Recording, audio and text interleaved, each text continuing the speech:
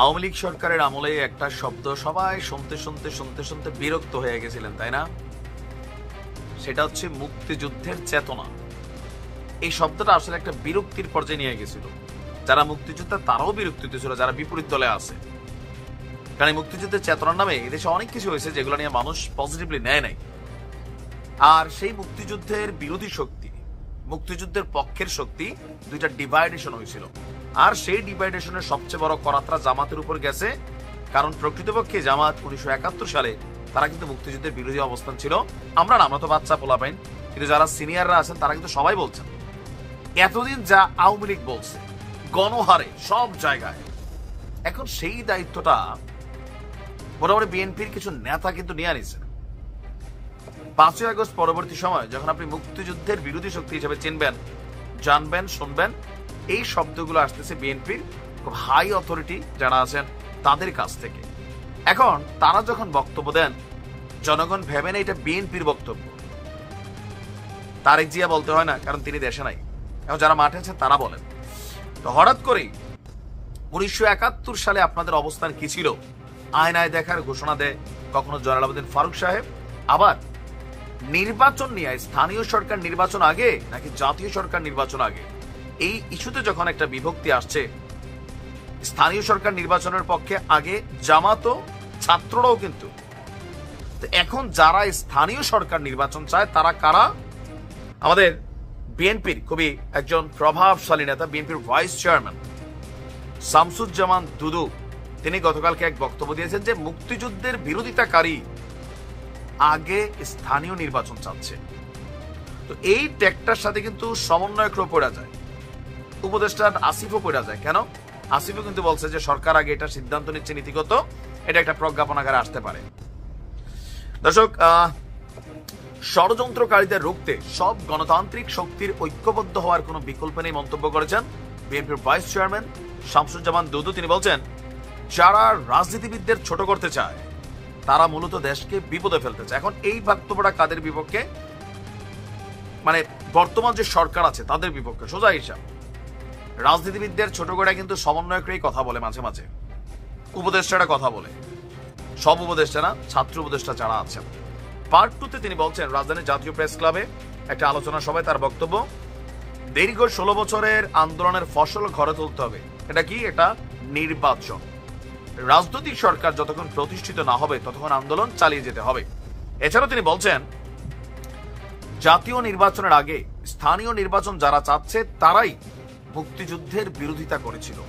এখানে আবার জামাতকে তিনি বুঝিয়েছেন। নিশ্চয়ই 5 আগস্টের পর ব্যাংক, হাসপাতাল এই চক্রই দখলে নিয়েছে বলেও অভিযোগ এনেছেন এই বিএনপি নেতা। এখানেও জামাতের নামই টেকনিক্যালি মেনশন করছে, ভাসুরের নাম মুখে আনে নাই।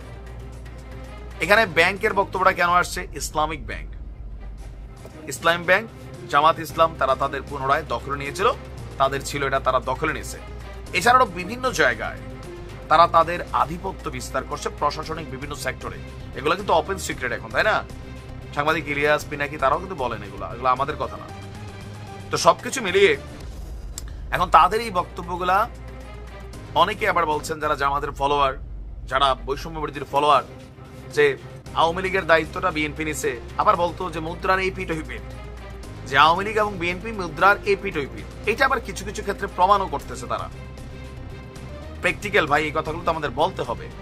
জামাতের নেতা যখন চাঁদাবাজি করছে এটাও আমরা বলছি, এটাও বলতে হবে।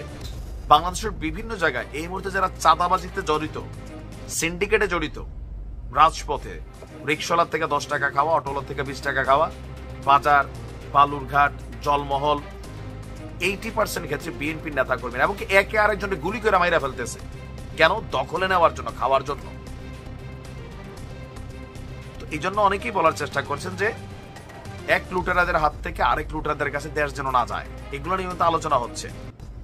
যদিও বিএনপির হাই অথরিটি জনাব তারেক রহমান, মির্জা ফখরুল ইসলাম আলমগীর, একদম হাই অথরিটি যারা আছেন, প্রতিবার কিন্তু বিএনপির ওই সকল ক্ষুধার্ত নেতা কর্মীদের বারবার বার্তা দিচ্ছেন যে 5ই আগস্ট কেন আসছে তোমরা মাথায় রাখো। নির্বাচন এত সহজ হবে না, জনগণের কাছে ভালোবাসা পৌঁছাও, 31 দফা পৌঁছাও। আপনি তারেক রহমানের বক্তব্য দেখছেন, দীর্ঘদিন দেশের বাইরে ছিলেন, তিনি কিন্তু বোঝেন যে ওই লুটপাটের রাজনীতিতে মানুষ এখন আর পছন্দ করে না। সো নেতা কর্মীরা যেন পজিটিভলি কাজ করে, এমনকি নির্দেশনা দিয়ে বাংলাদেশের বিভিন্ন জায়গা থেকে ব্যানার পোস্টার এগুলো খোলাই ফেলছেন, এমনকি মাইকিংও করাইছেন। বহুত এলাকা আমি দেখছি মাইকিং করছে, যদি এলাকার কেউ চাঁদাবাজি করে তাহলে বিএনপি এটার বিরুদ্ধে ব্যবস্থা নেবে।